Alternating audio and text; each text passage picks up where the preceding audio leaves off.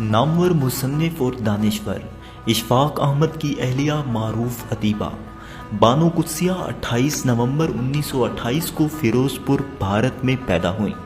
ان کے والد بدر الزماں ایک گورنمنٹ فارم کے ڈائریکٹر تھے۔ جب بانو قدسیہ صرف 3.5 سال کی عمر کو پہنچی، ان کی والدہ عمر کے 27ویں سال میں تھیں تو بانو کے والد صرف 31 برس کی عمر میں انتقال کر گئے۔ بانو قدسیہ بچپن سے ہی باپ کی شفقت سے محروم ہو گئیں۔ انہوں نے قلم سے اپنا دل لگا لیا۔ انہیں چھوٹی عمر سے کہانیاں لکھنے کا شوق تھا۔ جب وہ 5ویں جماعت میں تھی تو اسکول میں ایک دن ڈرامہ فیسٹیول کا انعقاد کیا گیا۔ ہر کلاس کو اپنا اپنا ڈرامہ پیش کرنا تھا۔ بہت تلاش کے باوجود جب ان کی کلاس ٹیچر اور منتظمین کو 30 منٹ کی کہانی نہ ملی تو سب نے مل کر بانو قدسیہ کو اسکرپٹ لکھنے کا کہا، کیونکہ انہیں پڑھنے لکھنے کی عادت سب سے زیادہ تھی۔ 5ویں کی ہونہار طالبہ نے اسے چیلنج سمجھ کر قبول کیا اور فوراً ہی ڈرامہ لکھ دیا۔ اس ڈرامے کے بارے میں وہ کہتی تھیں کہ اس وقت جتنی اردو آتی تھی میں نے اسکرپٹ میں لکھ دی۔ یہ کسی پلیٹ فارم پر بانو قدسیہ کی پہلی کاوش تھی جس نے اسکول میں پہلا انعام حاصل کیا تھا۔ اس حوصلہ افزائی کے بعد بانو قدسیہ نے باقاعدگی سے کہانیاں اور افسانے لکھنے شروع کر دیے۔ میٹرک تک وہ ایک منجھی ہوئی لکھاری بن چکی تھیں۔ آگے جا کر جن کے قلم سے اردو اور پنجابی کے شاہکار فن پارے تحریر ہوئے۔ بانو نے اسلامیہ کالج لاہور سے FA اور کینیڈ کالج لاہور سے BA کیا۔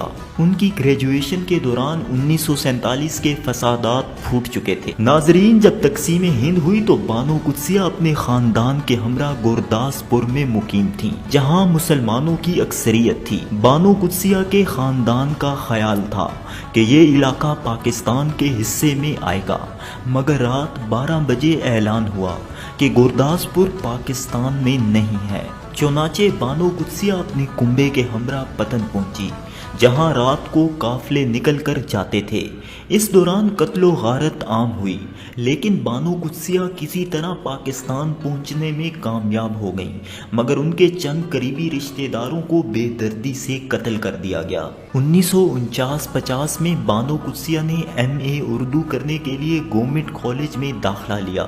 ان کی خوش قسمتی کہ ان کی ملاقات اشفاق احمد جیسے رائٹر سے ہو گئی۔ دونوں لکھاری تھے اور اردو سے گہرا شغف رکھتے تھے۔ ایک دوسرے کی محبت میں گرفتار ہوئے۔ 1956 میں شادی کر لی۔ اپنے لکھنے کے حوالے سے بانو قدسیہ کہتی ہیں کہ میں نے کسی سے اصلاح نہیں لی اور نہ کبھی کچھ پوچھا۔ پھر میری شادی اشفاق احمد سے ہو گئی، جو میرے لیے بہت معاون ثابت ہوئے۔ وہ مجھ سے کہتے تھے، اگر تم نے لکھنا ہے تو کبھی مجھ سے 2 قدم آگے رہو، کبھی 2 قدم پیچھے، تاکہ مقابلہ پورا ہو۔ بانو آپا کہتی تھیں، مجھے اس کا بڑا فائدہ ہوا۔ اشفاق احمد میری حوصلہ افزائی بھی کرتے اور حوصلہ شکنی بھی، جس سے تحریریں اور بھی بہتر ہو جاتی۔ آخری دم تک ان کا رویہ استاد کا رہا اور وہ اشفاق احمد کو اپنا استاد سمجھتی تھیں۔ اردو میں ماسٹر کرنے کے دوران اشفاق احمد کی حوصلہ افزائی پر ان کا پہلا افسانہ دماندگی شوق 1950 میں اس وقت کے نامور ادبی جریدے ادب لطیف میں شائع ہوا۔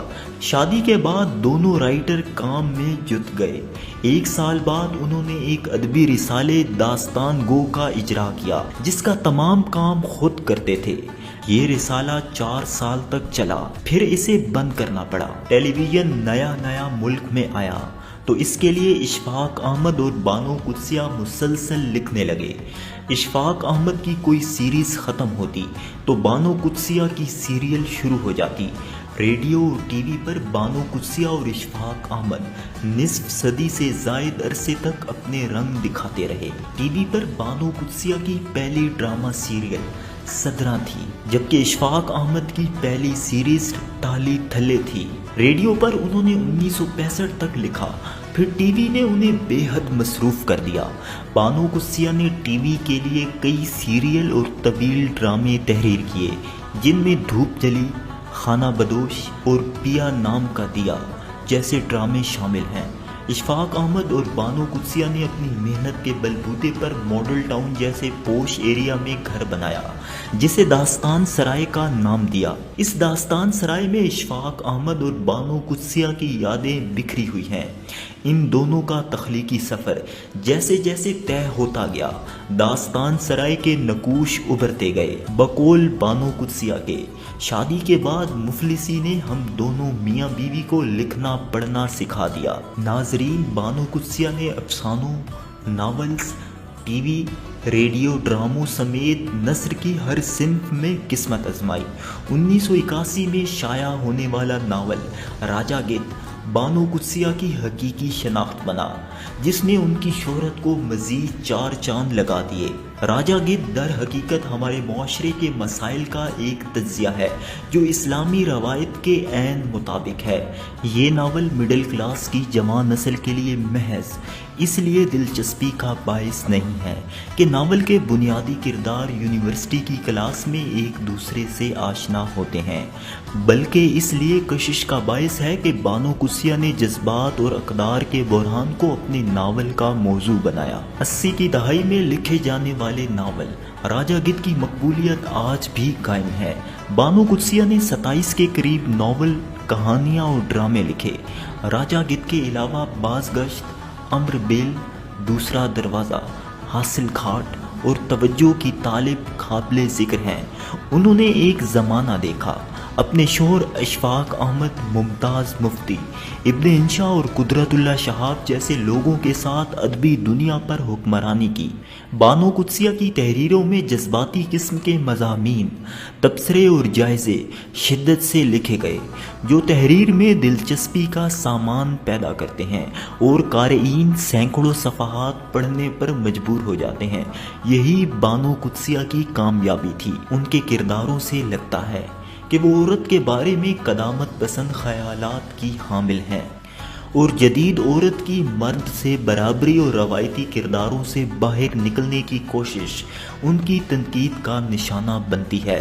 ان کے خیالات شاید سبھی لوگوں کے لیے قابل قبول نہ ہوں، تاہم بانو قدسیہ نے جہاں جہاں عورت کے کردار کی وضاحت کی وہاں ان کا بیانیہ خاصا زوردار ہے۔ بانو قدسیہ کے کرداروں کی سب سے اعلیٰ خوبی یہ تھی کہ وہ بانو قدسیہ کی شخصیت سے جدا تاثر دیتے تھے۔ ناظرین، بانو قدسیہ اور اشفاق احمد کی رہائش گاہ داستان سرائے میں بڑی بڑی شخصیات اور نوجوانوں کی بڑی تعداد اس جوڑے سے علمی و ادبی فیض حاصل کرنے آئی تھی۔ داستان سرائے میں ایک اپنائیت سی تھی، طلباء کی بڑی تعداد وہاں اکٹھی ہوتی۔ بانو قدسیہ اور اشفاق احمد کے ناولوں، افسانوں اور تصانیف کا ذکر ہوتا، طویل وقت تک سوالات ہوتے جن کا بانو قدسیہ اور اشفاق احمد ایک ایک کر کے جواب دیتے۔ اس داستان سرائے میں نئی نسل پرانی نسل سے محو کلام ہوتی اور فیض حاصل کرتی۔ ان کی ادبی خدمات کے اعتراف میں حکومت پاکستان کی جانب سے انہیں ستارہ امتیاز اور ہلال امتیاز سے نوازا گیا۔ اس کے علاوہ ٹی وی ڈراموں پر بھی انہوں نے کئی ایوارڈز اپنے نام کیے۔ بانو آپا نے اپنی تحریروں سے قارئین کے دلوں میں گھر کیا اور محبت کے ایسے رنگ بکھیرے جن کی خوشبو کئی نسلوں تک مہکتی رہے گی۔ ان گنت ڈراموں، افسانوں اور شاہکار ناول کی مصنفہ بانو قدسیہ 10 روز تک ہسپتال میں زیر علاج رہنے کے بعد فروری 2017 میں خالق حقیقی سے جا ملی، لیکن وہ اپنی تحریروں کے ذریعے آج بھی زندہ ہیں۔ ناظرین، مشاہیر پاکستان سلسلے کا ہمارا مقصد نئی نسل کو ان عظیم لوگوں سے متعارف کروانا ہے جنہوں نے اپنے فن سے خود کو پوری دنیا میں منوایا اور پاکستان کا نام روشن کیا۔